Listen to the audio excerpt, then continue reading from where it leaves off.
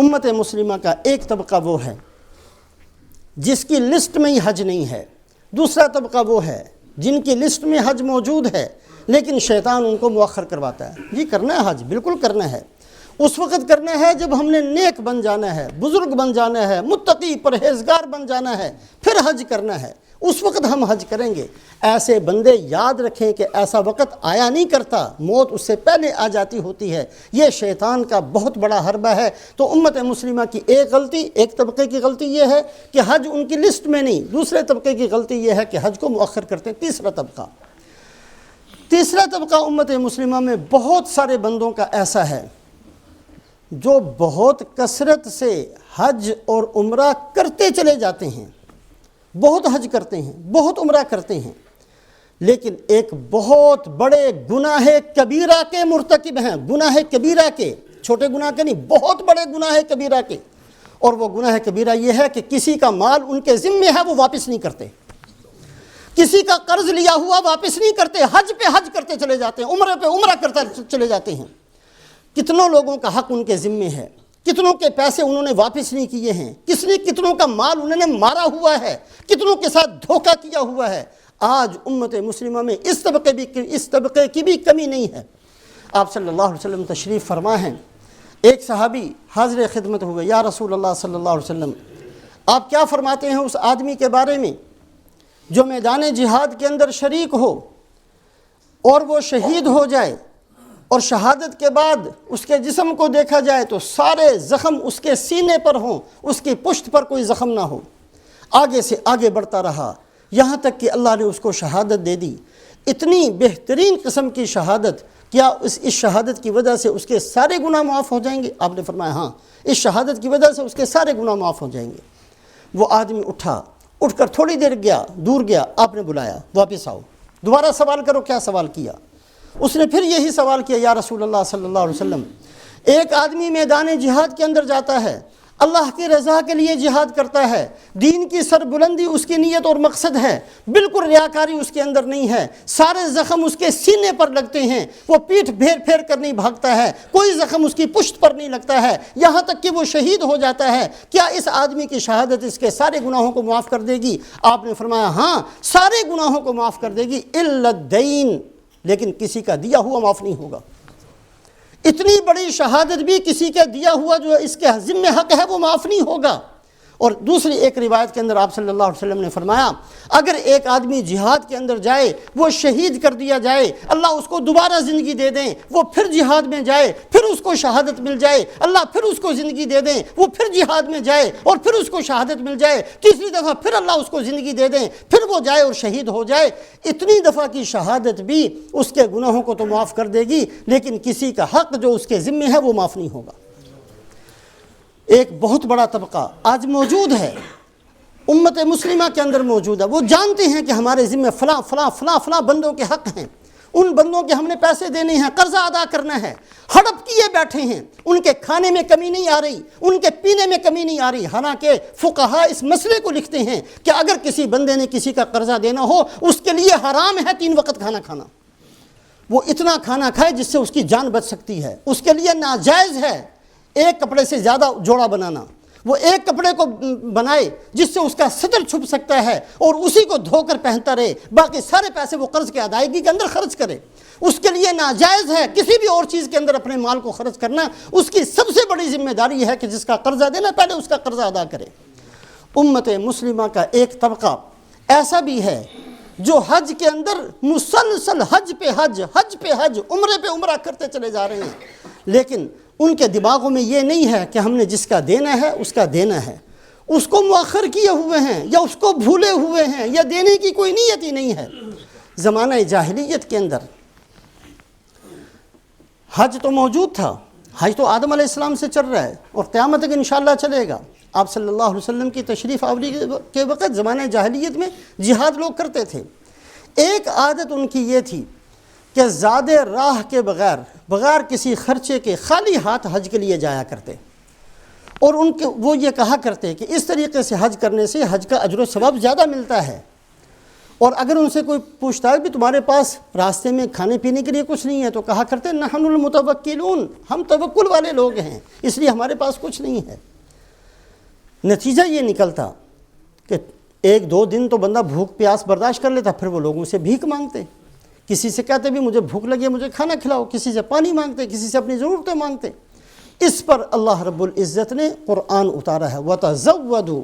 فَإِنَّ خَيْرَ الزَّادِ التَّقْوَىٰ، حج کے سفر کے اندر زاد راہ ساتھ لے کر جایا کرو، دوسروں کو کھلاؤ پلاؤ، اور اصل زاد راہ تو تقویٰ ہے۔ بندوں کے سامنے ہاتھ پھیلانا اور سوال کرنا یہ بہت بڑا گناہ ہے، اس سے منع کیا گیا۔ رسول پاک علیہ الصلوۃ والسلام فرماتے ہیں کہ جو بندوں سے سوال کرتا ہے وہ مال نہیں مانگ رہا، وہ لوگوں سے آگ مانگ رہا ہے، انگارے مانگ رہا ہے۔ فَلْيَسْتَقِلَّ أَوْ لِيَسْتَكْثِرْ، اس کا دل چاہے انگارے تھوڑے لے یا زیادہ لے۔ بھیک مانگنے سے منع فرمایا۔ آپ صلی اللہ علیہ وسلم نے تو یہاں تک منع فرمایا کہ صحابہ اگر کوڑا بھی گر جاتا تو کسی سے نہیں کہتے کہ میرا کوڑا نیچے سے اٹھا کر دے دو، خود نیچے اتر کر اپنا کوڑا اٹھائیں، ہم نے کسی سے سوال نہیں کرنا۔ حضرت ابو سعید رضی اللہ تعالیٰ نے ایک صحابی ہیں، فرماتے ہیں کہ میں اپنے گھر گیا، 1 دن 2 دن 3 دن کا فاقہ گھر کے اندر، بیوی بھی بھوکی، میں بھی بھوکا، بچے بھی بھوکے، بہت پریشانی، بھوک بہت زیادہ ستا رہی تھی۔ گھر گیا تو بیوی نے کہا کہ ایسے کرو کہ رسول پاک علیہ الصلوۃ والسلام کی خدمت میں جاؤ، کچھ مانگ کر لے آؤ۔ آپ صلی اللہ علیہ وسلم کی عادت مبارکہ بھی یہ تھی، جو بھی کوئی ضرورت مند ہوتا آپ کا ہی دروازہ اس کو نظر آتا۔ آپ صلی اللہ علیہ وسلم کی خدمت میں جاؤ، جا کر کچھ سوال کر لو، کچھ اپنی حالت بتا دو، کچھ تھوڑا بہت مل جائے گا، بھوک دور ہو جائے گی۔ حضرت ابو سعید فرماتے ہیں چونکہ کئی دن سے برداشت کر رہے تھے اور فاقہ بہت کئی دن کا ہو چکا تھا، اس لیے بیوی کے کہنے سے، ارادہ تو نہیں تھا لیکن بیوی کے کہنے سے میں چلا ہوں اور مسجد نبوی میں پہنچا۔ جب مسجد نبوی میں پہنچا ہوں تو آپ صلی اللہ علیہ وسلم خطبہ دے رہے تھے، صحابہ بیٹھے ہوئے، آپ خطبہ دے رہے تھے، اور خطبے کے اندر جب میں پہنچا تو یہ الفاظ تھے مَن يَسْتَعِفَّ يُعِفَّهُ اللَّهُ، جو اللہ سے پاک دامنی مانگے گا اللہ اس کو پاک دامنی نصیب فرما دیں گے، جو اللہ سے سوال کرے گا اللہ اس کی ضرورت کو پورا کر دیں گے۔ اور اس کے بعد آپ صلی اللہ علیہ وسلم فرما رہے تھے کہ دیکھو اگر تم میں سے کسی بندے نے مجھ سے سوال کیا، جو میرے پاس ہوگا میں فوری طور پر اس کو دے دوں گا، لیکن یاد رکھنا کہ سوال کرنے والے کی عظمت اور قدر میری نگاہ سے گر جائے گی، میرے نزدیک عزت اسی بندے کی ہوگی جو سوال نہیں کرتا۔ میری عادت یہ ہے کہ میں دے دوں گا، جو میرے پاس ہوگا سب کا سب اٹھا کر دے دوں گا سوال کرنے والے کو، بالکل اپنے پاس نہیں رکھوں گا۔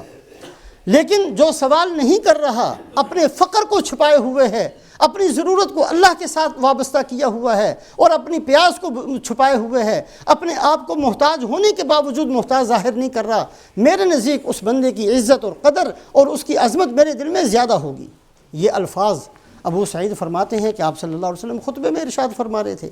اب میری کیا مجال تھی کہ میں آپ صلی اللہ علیہ وسلم کے سامنے سوال کرتا، بھوکا آیا تھا، بھوکا ہی واپس چلا گیا۔ اور اس کے بعد پھر اللہ پاک نے ہمارے اوپر فتوحات کے دروازے کھولے ہیں، اور انصار میں مجھ سے زیادہ مالدار کوئی نہیں تھا۔ تو اللہ کے نبی صلی اللہ علیہ وسلم نے سوال سے جو دوسرے کا مال لینے کا ایک طریقہ تو ہے، لیکن یہ اتنا حرام نہیں جتنا حرام دوسرے کا مال ہڑپ کر جانا ہے۔ جب سوال سے حج کے اندر منع کیا گیا تو کسی کا قرضہ لے کر واپس نہ کرنا اور کسی کا مال ہڑپ کر جانا اور اس کو پی جانا اور کھا جانا، اس کو کس طریقے سے معاف کیا جا سکتا ہے؟ تو امت مسلمہ کی تیسری جماعت، تیسرا طبقہ ایسا ہے۔ اللہ ہماری سب کی حفاظت فرمائے۔ حج اور عمرہ کئی دفعہ کر چکے، فرض بھی نفل بھی بار بار کرتے چلے جا رہے ہیں، لیکن ان کے ذمے حقوق ہیں بندوں کے، ان کے ذمے قرض ہے دوسروں کا، ان کے ذمے مال ہے دوسروں کا، وہ ادا نہیں کرتے۔ یہ گناہ کبیرہ کے مرتکب ہیں۔ اگر ان میں سے کوئی یہ سمجھتا ہے کہ حج میں جا کر میرے سارے گناہ معاف ہو جائیں گے تو یہ تحریف کرنے والا ہے، یہ دین کو بگاڑنے والا ہے، یہ ایسا دین بنانے والا ہے جو نہ اللہ نے کہا نہ اللہ کے رسول نے کہا۔ چوتھا طبقہ، حج بہت اہم عبادت ہے۔ چوتھا طبقہ ایسا ہے جو حج کے لیے تو جاتے ہیں لیکن جن گناہوں کی عادت کے ساتھ جاتے ہیں انہی گناہوں کی عادت کے ساتھ واپس آتے ہیں۔ جس طریقے سے جیسے جاتے ہیں ویسے کے ویسے واپس آتے ہیں، چونکہ جاتے ہوئے نیت ہی نہیں ہوتی کہ ہم نے اپنے آپ کو بدلنا ہے۔ ہم نے اپنی نماز کو ٹھیک کرنا ہے، ہم نے اپنے ایمان کو ٹھیک کرنا ہے، ہم نے اپنے اخلاص کو ٹھیک کرنا ہے، ہم نے اپنی زندگی کو بدلنا ہے، یہ نیت ہی نہیں ہوتی۔ آپ صلی اللہ علیہ وسلم نے فرمایا میری امت کے اوپر ایسا زمانہ آنے والا ہے کہ میری امت کے جو سلاطین ہوں گے وہ حج کے لیے جائیں گے، لیکن ان کا حج سے نیت صرف سیر و تفریح ہوگی۔ میری امت کے تاجر حج کے لیے جائیں گے، ان کی نیت صرف بزنس اور تجارت ہوگی۔ میری امت کے علماء حج کے لیے جائیں گے، ان کی نیت صرف شہرت ہوگی۔ میری امت کے فقراء حج کے لیے جائیں گے، ان کی نیت صرف بھیک مانگنا ہوگی۔ اللہ نہ کرے کہ ہم ان میں سے کسی ایک کا حصہ بنیں۔ حج کے لیے جانا اپنی اصلاح کے لیے، اللہ کا قرب مل جائے اس کے لیے، اللہ پاک سے قریب ہو جائیں، اللہ پاک ہمیں دین پر چلنے کی توفیق نصیب فرما دیں۔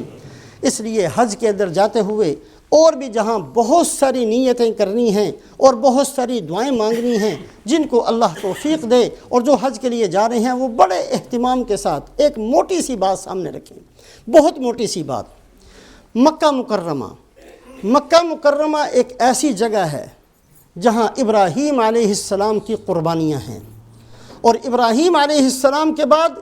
رسول پاک علیہ السلام کی بے تحاشا قربانیاں،